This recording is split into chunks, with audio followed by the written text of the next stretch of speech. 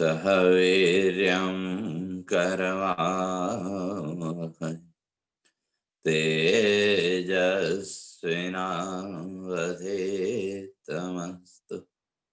मा विद्विषावहै। ओम शांति शांति शांति। शंकरं शंकराचार्यं केशवं बादरायणं सूत्रभाष्य कृतौ वन्दे भगवन्तौ पुनः पुनः। ईश्वरो गुरुरात्मेति मूर्तिभेद विभागिने व्योमवद् व्याप्तदेहाय दक्षिणामूर्तये नमः। ओम शांति शांति शांति। तो विचार चल रहा था कि जो यज्ञ कर्म है, तो उस यज्ञ कर्म की विशेषता क्या है वो भगवान स्पष्ट करके आ रहे थे। किस 33वें श्लोक में कि श्रेयान द्रव्यमयाद यज्ञास ज्ञान यज्ञ परंतपः सर्वं कर्माखिलं पार्थ ज्ञाने परिसमाप्यते।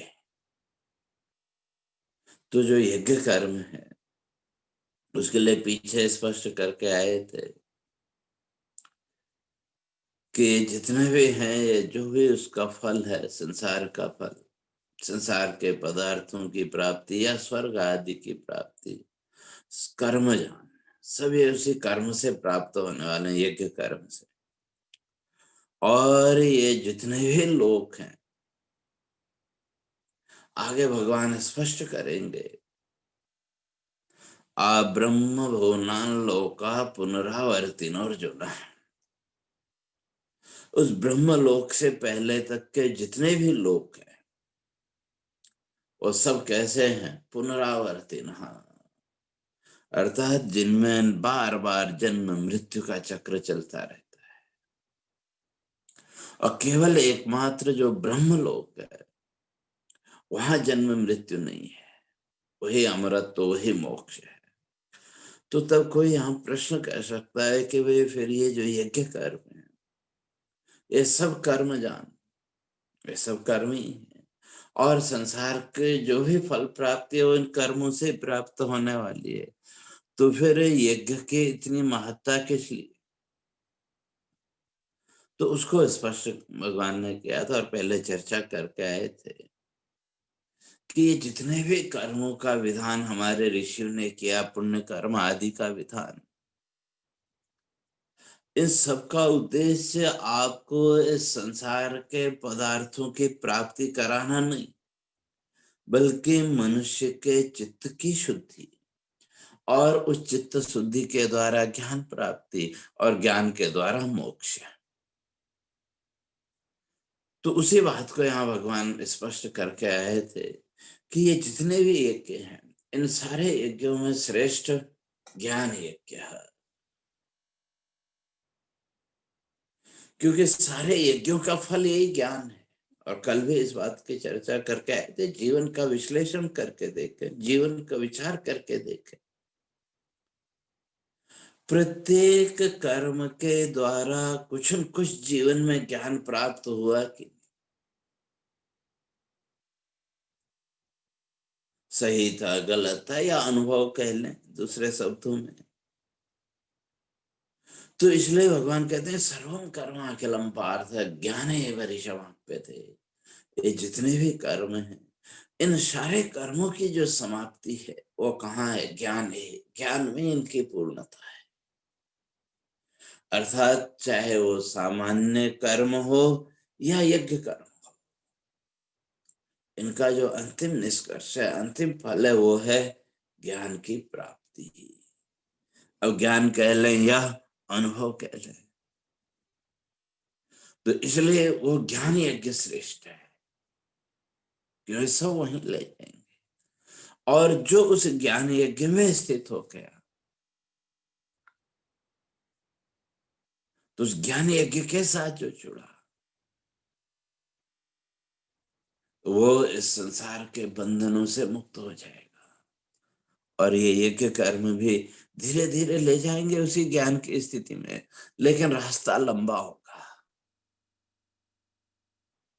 और उसके लिए भगवान को स्पष्ट करना पड़ा कि अनेक जन्म संसिद्धा। अगर ये भोग लालसा संसार के पदार्थों की लालसा है, तो उसके लिए तो अनेक जन्म संसिद्ध, उसके लिए तो फिर लंबी साधना करनी पड़ेगी। और उस साधना के द्वारा जो ज्ञान में स्थित हो गया, तो उस ज्ञान यज्ञ की ओर जो आगे बढ़ रहा है, तो वो ज्ञान यज्ञ आपको सीधे मोक्ष तक वो लेके जाएगा। अर्थात आपको इस संसार के बंधनों से मुक्त कर देगा, जो ज्ञान है, जो चिंतन है। तो अब वो ज्ञान प्राप्त कैसे हो, तो उसके लिए भगवान आगे 34वें श्लोक में 34th वर्ष उसमें स्पष्ट करते हैं कि तद विद्धि प्रणिपातेन परिप्रश्नेन सेवया उपदेक्षन्ति ते ज्ञानम ज्ञानिनः तत्त्वदर्शिनः। ज्ञानिनः तत्त्वदर्शिनः ते ज्ञानम उपदेक्षन्ति। जो तत्ववेत्ता महापुरुष है, वे उस ज्ञान का उपदेश तो करेंगे, लेकिन उसके लिए भगवान कहते हैं तद विद्धि प्रणिपातेन परिप्रश्नेन सेवया। 3 बातें भगवान ने यहां रखी। प्रणिपातेन, प्रणिपात अर्थात समर्पण का भाव। परिप्रश्नेन, कहीं संशय हो तो उसको पूछना। और तीसरा सेवया, सेवा। लेकिन ये गुरु शरणागति, उसके लिए तो श्रुति कहती है कि कब आएगी। तद विज्ञानार्थम सगुरुमेवाभिगच्छेत् शमित पाणे श्रोत्रियम ब्रह्मनिष्ठम। लेकिन कब, तो उसके लिए मंत्र कहता है परीक्ष लोकान कर्म चितान निर्वेद माया नास्त कृतः कृतेन। परीक्ष लोकान कर्म चितान, इन लोकों की परीक्षा करो। और लोक का अर्थ शरीर, ठीक है, ये पाताल लोक, मृत्यु लोक, स्वर्ग लोक आदि ये लोक आप माने, उसमें कोई बुराई नहीं। लेकिन लोक का सही अर्थ, लोक कहते ही कर्म फल बुझते, इसमें जहां आकर के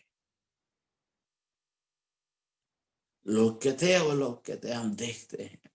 और कर्म फल बुझते, कर्म फलों का भोग जीव भोगता है।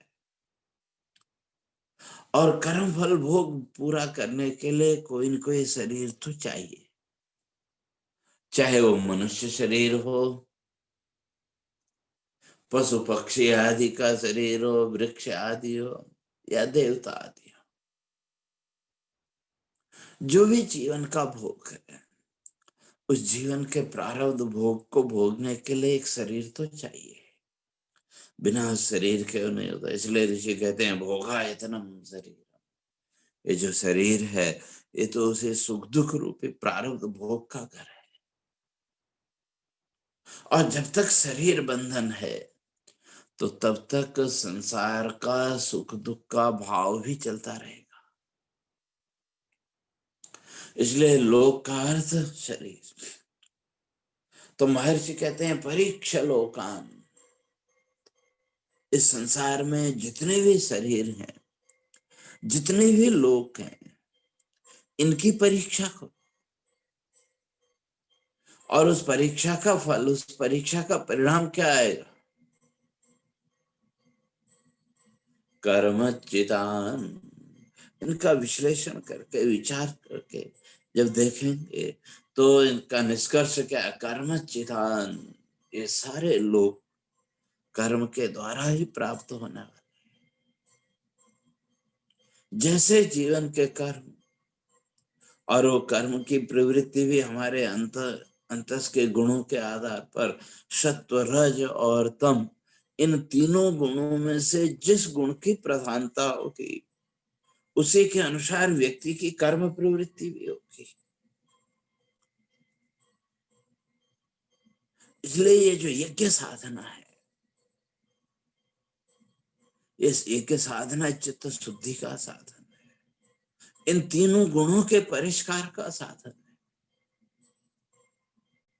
सत्व गुण को बढ़ाना और तमोगुण और रजोगुण को कम करना, साधना का मुख्य उद्देश्य वही है कि रजोगुण और तमोगुण की जो जीवन की प्रवृत्तियां हैं, उन जीवन की प्रवृत्तियों को कम करना और सत्वगुण की जो प्रवृत्ति है उसको बढ़ाना। और इन तीन गुणों की चर्चा तो आगे 14वें अध्याय से भगवान शुरू करेंगे। तो इसलिए यहाँ इतना ही समझ लो कि जो जीवन की प्रवृत्ति है, जो कर्म प्रवृत्ति है, उसके पीछे ये तीनों गुण बैठे हैं। तो इसलिए महर्षि कहते हैं परीक्षा लोकान, इन लोकों की परीक्षा करो। इस संसार में जितने भी शरीर दिख रहे हैं इन सब की परीक्षा करो। तो उस परीक्षा का जो निष्कर्ष है वो क्या निकलेगा? कर्म चितान। ये तो सब कर्म के द्वारा प्राप्त होने वाला। और हम रोज देखते हैं, उसकी चर्चा भी करते हैं।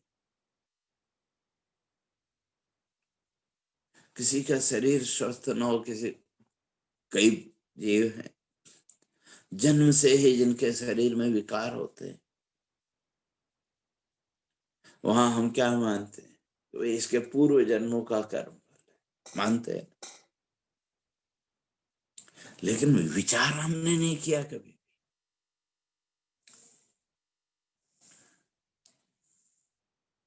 दूसरे को तो पूर्व जन्म के कर्म का फल मान लिया, दूसरे शरीर को, दूसरे दृश्य को।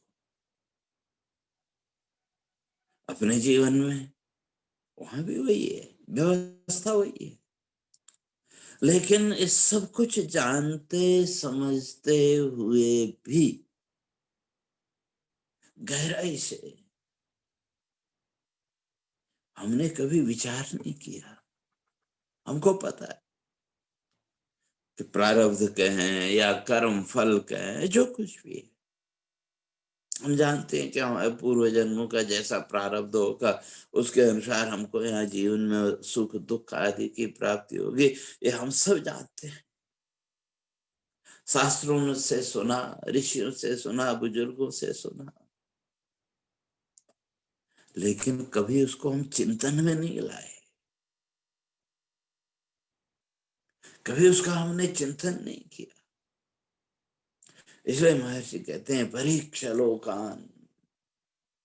अगर उस आत्मज्ञान की स्थिति तक पहुंचना है, उस ज्ञान की स्थिति तक अगर जाना चाहते हैं तो इनकी परीक्षा करो,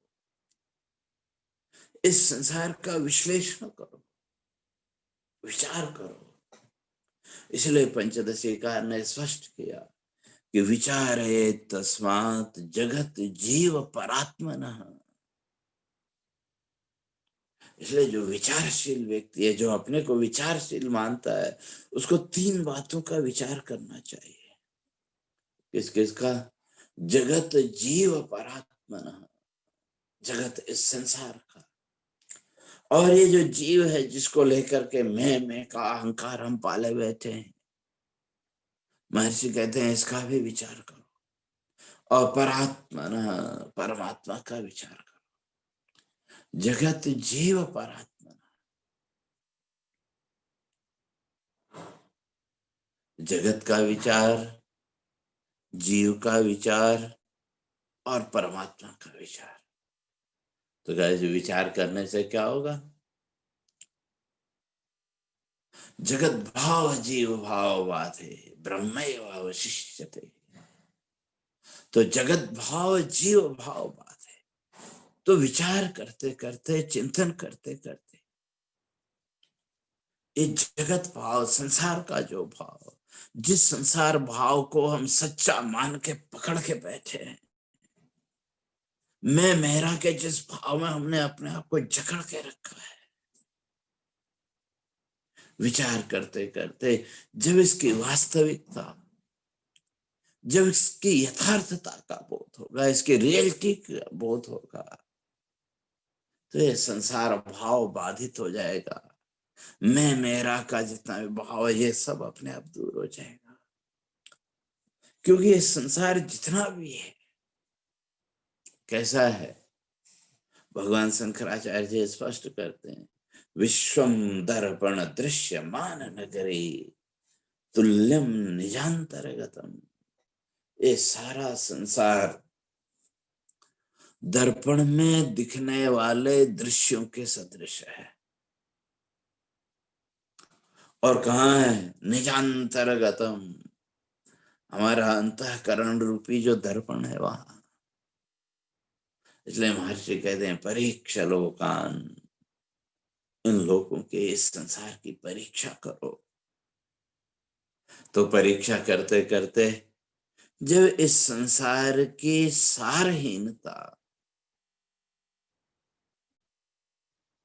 इसकी महत्वहीनता का जब बोध होगा, तो संसार बाधा, जगत बाधा, जगत का बाध हो जाएगा। इसका अर्थ इस संसार नहीं दिखेगा ऐसा नहीं, दिखेगा। और प्रारब्ध के अनुसार प्रवृत्ति भी होगी, लेकिन फिर इसमें आसक्ति नहीं रहेगी। और फिर दूसरे पड़ाव में कहते हैं जीव, मैं का अहंकार, जैसा अहंकार को हम पाले बैठे हैं, महर्षि कहते हैं उसका भी विचार करो। और विचार करते करते क्या होगा? इस मैं की भी वास्तविकता समझ में आएगी। और ये जिस मैं को हम पकड़ के बैठे हैं, ये मैं भी क्या है? एक आभास, एक फीलिंग, या एक प्रतिबिंब के अतिरिक्त और कुछ नहीं है। और जिस दिन वो बोध हो क्या, तो मैं पने का जो अहंकार है वो भी छूट जाएगा। तो बचा क्या? ब्रह्मेव अवशिष्यते। केवल एकमात्र ब्रह्म भाव, आत्म भाव ही बचेगा।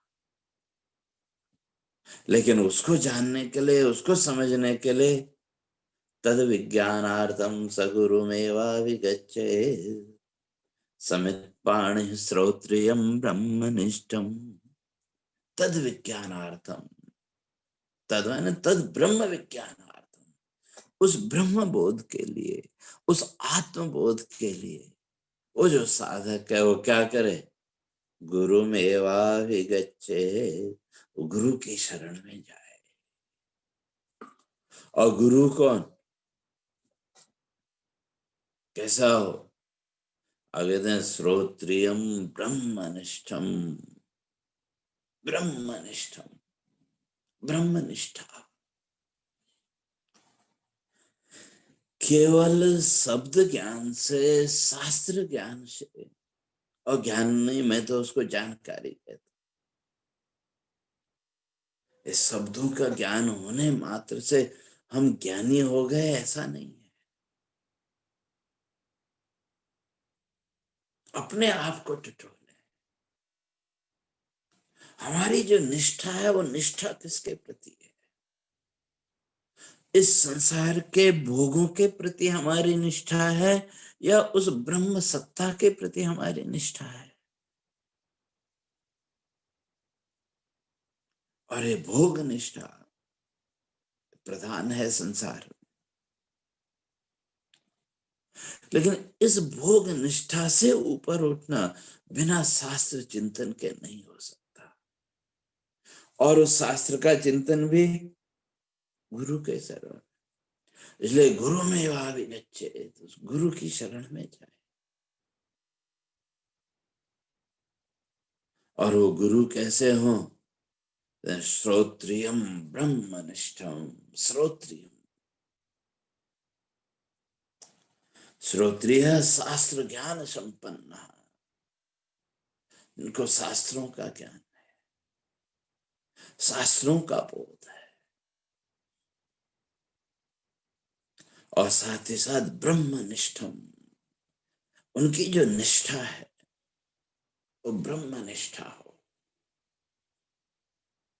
और जैसे जैसे आपके जीवन में वो ब्रह्मनिष्ठा दृढ़ होगी, जैसे जैसे आपके जीवन में ब्रह्म भाव दृढ़ होगा, वैसे वैसे संसार निष्ठा अपने आप कम होती जाएगी। इस संसार से जो तरह तरह की अपेक्षाएं, तरह तरह के एक्सपेक्टेशंस हमने जोड़ रखे हैं, वो धीरे धीरे कम होते जाए। और अगर जगत निष्ठा दृढ़ है तो ये केवल शास्त्रों के शब्द ज्ञान से आप मुक्त नहीं हो सकते। इसलिए महर्षि कहते हैं स गुरु में वाभिगच्छेत्, और भगवान भी यहाँ वही कह रहे हैं, तद विद्धि प्रणिपातेन परिप्रश्नेन सेवया उपदेक्षन्ति ते ज्ञानम ज्ञानिनः तत्त्वदर्शिनः। जब तक जीवन में ये समर्पण का भाव नहीं आएगा, तब तक वो तत्ववेत्ता महापुरुष का उपदेश नहीं करेंगे। बहुत दूर जाने की जरूरत नहीं, इसी भगवत गीता को अर्जुन को ये सारे उपदेश भगवान ने कब दिए? जब अर्जुन ने संकल्प किया, शिष्यस्ते हम साधि मां त्वां प्रपन्न। अर्जुन जब कहता है शिष्यस्ते हम, भगवान मैं अब आपकी शरणागति स्वीकार करता हूं, इसलिए आप क्या करो, साधि मां त्वां प्रपन्नम, मैं आपकी शरण, इसलिए साधि मां, मेरे ऊपर आप अब अपना नियंत्रण करो, मेरे ऊपर अपना शासन करो। तो इसी तरह से भगवान यहाँ कह रहे हैं कि अगर उस तत्वबोध, तत्व ज्ञान की प्राप्ति करनी है तो उसके लिए तो शरणागति आवश्यक है। तद विज्ञानार्थम स गुरु में वाभिगच्छेत्, तो जानने के लिए कहाँ जाए? गुरु में वाभिगच्छेत्, गुरु की शरणागति, गुरु की शरण में जाए। और गुरु कौन? तो वैसे तो गुरु शब्द का तंत्र ग्रंथों ने बड़े विस्तार से चर्चा की है, बहुत विस्तृत चर्चा तंत्र ग्रंथों में। तो जो गुरु शब्द है, यहाँ 3 अक्षर है, ग, र और उ दोनों जगह कॉमन है। तो इसलिए महर्षि इसका अर्थ करते हैं, गकारो ज्ञान संपत्ते रेफस्तत्व प्रकाशकः, उकारात् शिव तादात्म्यम दद्यादित्य गुरु स्मृतः। गुरु किसको माने, किसको गुरु कहें? कहते हैं गकारो ज्ञान संपत्ति, गुरु शब्द में जो गौ है वो ज्ञान संपत्ति, वो ज्ञान रूपी संपत्ति का वाचक है। और रेफा तत्व प्रकाशक, जो र है वो तत्व प्रकाश, अर्थात ज्ञान के माध्यम से जीवन के यथार्थ का बोध, जीवन की वास्तविकता का बोध। और संसार में बहुत से ऐसे लोग हैं, हमने अपने को बड़ा ज्ञानी मान लिया, उसी ज्ञान के अहंकार को मैं तो ये जानता हूं, मैं वो जानता हूं, तरह तरह के अहंकार हमारे जीवन में। लेकिन जीवन की यथार्थता, जीवन की वास्तविकता, उसका जब तक ज्ञान नहीं होगा तब तक ये शब्द ज्ञान का कोई वैल्यू नहीं है। जीवन की वास्तविकता, जीवन की यथार्थता। इसलिए गकारो ज्ञान संपत्ति, उस ज्ञान रूपी संपत्ति के द्वारा, तो कौन सा ज्ञान, संसार का तो ये जितना भी ज्ञान है इस सबको अज्ञान माना, क्योंकि ये नाशवान है, ये सब क्षण भंगुर है, इसलिए ये सब अज्ञान ही है। क्योंकि जो क्षण क्षण बदलने वाली वस्तु हो उसको हम इटर्नल नहीं कह सकते, लेकिन जो ज्ञान है वो तो शाश्वत है, इटर्नल है। इसलिए उस शाश्वत आत्मा के ज्ञान के द्वारा रेफा तत्व प्रकाशक, जो गुरु शब्द में रो है, वो तत्व प्रकाशक, जीवन की जो रियलिटी है, जीवन की जो वास्तविकता है, उसका प्रकाशक। और उकारात शिव तादात्म्यम, वो जो है तो दोनों जगह कॉमन है। लगता है उकारात शिव तादात्म्यम, वो जो गुरु शब्द में ऊ है, वो उस परमात्मा के साथ, उस शिव तत्व के साथ तादात्म्य का बोधक। दद्याद इतिया गुरु स्मृता, तो ये तीन चीजें जहां से हमको मिले, ज्ञान, ब्रह्म ज्ञान, तत्व ज्ञान, जीवन की यथार्थता का ज्ञान, और तत्व प्रकाशक, तत्व प्रकाश, सत्य और असत्य का बोध, और उसके साथ साथ ब्रह्म तादात्म्यम, उस ब्रह्म सत्ता के साथ तादात्म्य। तो ऐसे जो महापुरुष हैं, कहते हैं वो गुरु। और वहां कैसे जाए, समित पाणे श्रोत्रियम ब्रह्मनिष्ठम, तो ऐसे जो तत्ववेत्ता महापुरुष हैं, तो फिर उनकी संसार के प्रति निष्ठा नहीं रहे। ठीक है, संसार है, ठीक है, लेकिन संसार के प्रति निष्ठा नहीं है। उनकी निष्ठा तो किसके प्रति, ब्रह्मनिष्ठम, उस परमात्मा के प्रति, उस ब्रह्म सत्ता के प्रति उनकी निष्ठा, दृढ़ निष्ठा। और जब उस ब्रह्म सत्ता के प्रति, उस ब्रह्म के प्रति दृढ़ निष्ठा है, तो वही आपको यथार्थ बोध दे सकते हैं। क्योंकि जब तक आपके चित्त के अंदर संसार निष्ठा है या संसार की भोग निष्ठा है, तब तक कहीं न कहीं छल तो है। जीवन में अगर देखें, ठीक है, व्यक्ति अपने को बड़ा ईमानदार, बड़ा वो मानता है, लेकिन जरा सूक्ष्मता से विचार करके देखें, जब तक ये भोग निष्ठा है, जब तक ये संसार निष्ठा है, वहां कहीं न कहीं छल तो है, कहीं न कहीं जीवन में धोखा देने की प्रवृत्ति तो है। अब कितना किया वो एक अलग चीज है। और जहां ये भोग निष्ठा जीवन में आई, जहां ये संसार निष्ठा जीवन में आई, तो छल तो आएगा, उससे बच नहीं सकते। इसलिए महर्षि कहते हैं ब्रह्मनिष्ठम, ब्रह्मनिष्ठा होनी चाहिए। क्यों, ऐसे जो ब्रह्मनिष्ठ महापुरुष हैं, तत्ववेत्ता महापुरुष जो हैं, वही यथार्थ बोध हमको दे सकते हैं। लेकिन वहां कैसे जाना चाहिए, समित पाणी, समित पाणी, कुछ कुछ हाथ में होना चाहिए। इसलिए ऋषि कहते हैं कि तीन जगह, रिक्त पाणी न गच्छेत राजानम देवताम गुरुम, राजा के पास जाना हो,